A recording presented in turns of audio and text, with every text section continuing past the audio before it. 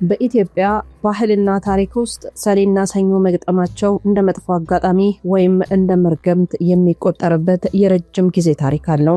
ሰኔ አንድ ቀን በሰኞ ዕለት ሲውል በተለይ ደግሞ ዘመነ ዮሐንስ በሚሆንበት ዓመት ሕዝብ ውስጥ ታላቅ ፍርሃትና ስጋት ይፈጠራል። በኢትዮጵያ ታሪክ ውስጥ ሰኔና ሰኞ በገጠሙባቸው ዓመታት አገሪቱን ሕዝቡን የፈተኑ ከባድ የተፈጥሮና የሰው ሰራሽ አደጋዎች ተከስተዋል። ስለዚህም ከፊታችን ያለው ሰኞ ሰኔ በመግጠሙ በርካቶች ፈርተዋል። ለመሆኑ ይህ ጉዳይ ምን ይመስላል? ከአያላን ሀገራት እስከ ሶስተኛው የዓለም ሀገራት ያለውን ኢትዮጵያችንንም ጨምሮ ይህንን ታላቅ ሚስጥር ከእናንተ ጋር ልንገልጠው ተገናኝተናል። አብራችሁን ስለምትሆኑ ከወዲሁ እናመሰግናለን። ሮማን ጸጋዬ ነኝ ከአክሱም ቲዩብ። ሰናይ ቆይታ ይሆንላችሁ። ከዋይት ሃውስ እስከ ቤጂንግ ሚስጥራዊ ምድር እንሄዳለን።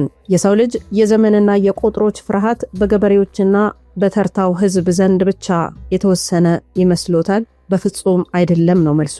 የዓለም ዕጣ ፈንታን የሚወስኑት የኒውክሌር አዝራሩን የሚጫኑት ሀያላን መሪዎች የዚህ ስውር ፍርሃት ሰለባዎች ነበሩ። አሜሪካ በታላቁ የኢኮኖሚ ውድቀትና በሁለተኛው የዓለም ጦርነት ወቅት የመሩት ታላቁ ፕሬዝዳንት ፍራንክሊን ዲ ሩዝቬልት በከባድ የትሪስካይዲካ ፎቢያ ወይም የ13 ቁጥር ፍርሃት በሽታ የተጠቁ ነበሩ። ሩዝቬልት በማንኛውም ወር በ13ኛው ቀን የትኛውም አይነት ጉዞ አይጓዙም ነበርም። እንዲያውም በአንድ ማዕድ ላይ 13 ሰዎች እንዲቀመጡ አይፈቀድም። ድንገት 13 ሰው ከተገኘ የቅርብ ጸሐፊያቸውን 14ኛ አድርገው ማዕዱ ላይ እንዲቀመጥ ያደርጉ ነበርም። ሌላኛው የአሜሪካ ፕሬዝዳንት ሮናልድ ሬገን እና ባለቤታቸው ናንሲ ሬገን የዋይት ሃውስን የዕለት ተዕለት ውሳኔዎች፣ የአውሮፕላን በረራዎችና ከሶቪየት ህብረት መሪዎች ጋር የሚደረጉ ስብሰባዎች ቀንና ሰዓት የሚወስኑት ኮከብ ቆጣሪዎችን በማማከር ነበርም። ለአሜሪካ መሪዎች የተረገመ ቀንና የተባረከ ቀን መለየት የብሔራዊ ደህንነት ጉዳይ ያህል ከባድ ነበርም። ወደ ቻይና እንሻገር። እርግማንና የቢሊዮን ዶላር ኪሳራ።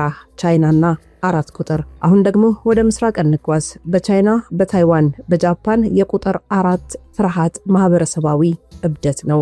ምክንያቱም በቋንቋቸው 4 እና ሞት የሚሉት ቃል ድምጻቸው አንድ አይነት ነው።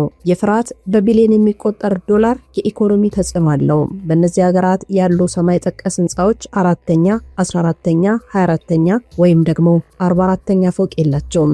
ሊፍት ውስጥ እነዚህ ቁጥሮች ተዘለው በኤፍ ወይም በቀጥታ በ5 ቁጥር ይተካሉ። 4 ቁጥር ያለበት የስልክ ቁጥር ወይም የመኪና ታርጋ በግማሽ ዋጋ እንኳን አይሸጥም።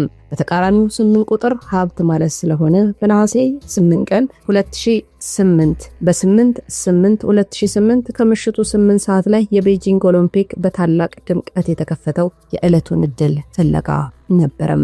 በባህረኞች ዓለም ውስጥ ደግሞ አርብ ዕለት መርከብን ወደ ባህር ማስገባት እንደ ትልቅ መርገምት ይታያል። የፍርሃት የፈጠረው አንድ ታዋቂ የታሪክ ተረት አለ። የብሪታንያ ባህር ኃይል ሚስጥራዊ ሙከራ HMS ፍራይዴይ በ19ኛው መቶ ክፍለ ዘመን የእንግሊዝ መንግስት የባህረኞችን የአርብ ዕለት ፍርሃት ለማጥፋት አንድ ሙከራ አደረገ ይባላል። HMS ፍራይዴይ የተሰኘች መርከብ ሰራም። ግንባታው የተጀመረው በአርብ ቀን ነው። ወደ ባህር የገባቸው በአርብ ቀን ነው። ካፒቴኑ ስሙ ፍራይዴይ ይባል ነበርም።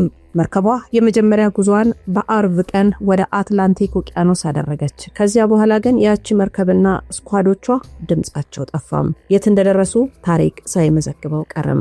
የታሪክ እውነት ይሁን ተረት ባይረጋገጥም እስከ ዛሬ ድረስ ግን ትላልቅ የጭነት መርከቦች ሳይቀሩ አርብ ዕለት ጉዞ ከመጀመር ይቆጠባሉ። ወደ ዘመናዊው ሳይንስ ስንመጣ የዕለታት ፍርሃትን ከባህል ወደ ሂሳባዊ ቀመር ተቀይሯል። በምዕራባውያን ዘንድ ብሉ ሰኞ ብሉ መንዴይ የሚባል ቀን አለ። ይህ ዝም ብሎ በባህል የመጣ ሳይሆን በዶክተር ክሊፍ አርናልድ የተባለ የካርዲፍ ዩኒቨርሲቲ ተመራማሪ በሂሳብ ቀመር የተገኘ ቀን ነው። የብሉ ሰኞ ቀመርን ሲያስቀምጡት በየዓመቱ የጥር ወር 3ኛው ሰኞ የዓለማችን በጣም አስከፊና አስጨናቂ ቀን ተብሎ ይታወቃል።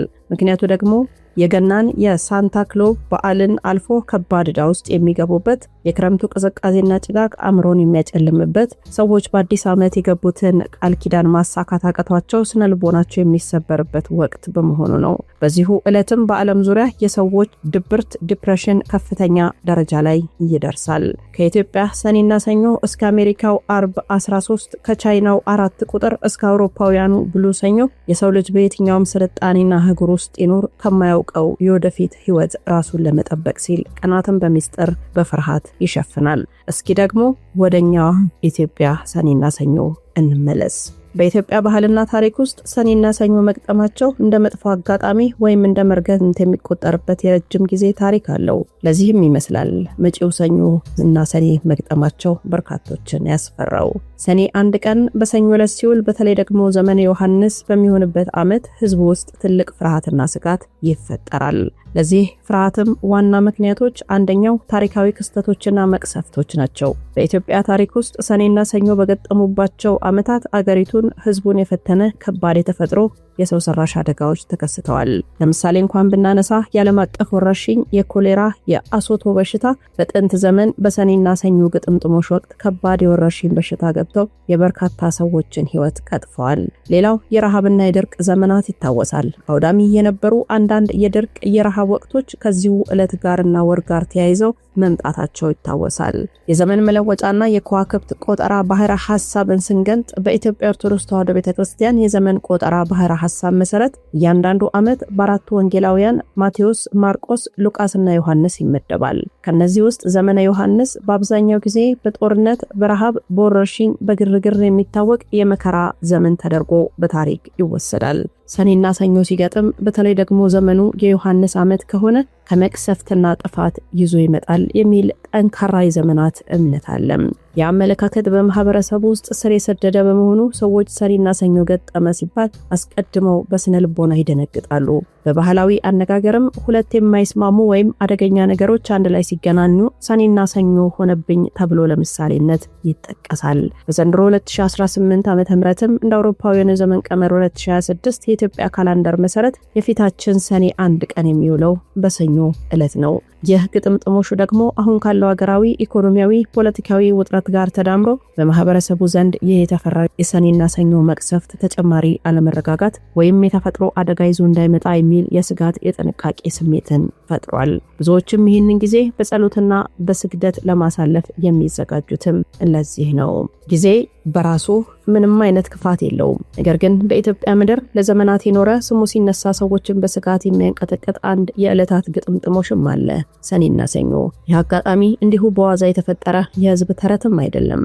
ከታሪክ ሰነዶች፣ ከቤተ ክርስቲያን የዘመን ቆጠራና ከሀገሪቱ ትላልቅ መቅሰፍቶች ጋር የተቆራኘ ጥቁር ጠባሳ እንጂ።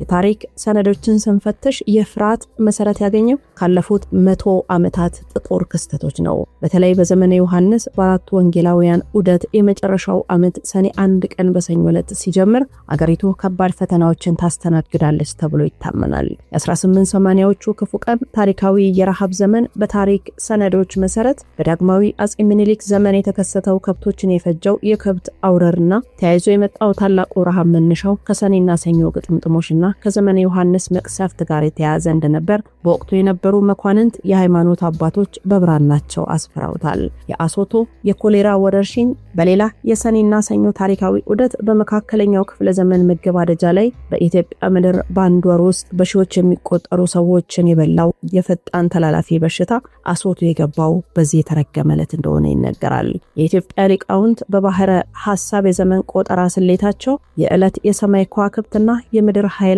የሚጋጩበት የተፈጥሮ መዛባት፣ የዝናብ መቋረጥ ወይም ከባድ መዓት የሚከሰትበት የንዝረት መጋጠሚያ አድርገው ያዩታል።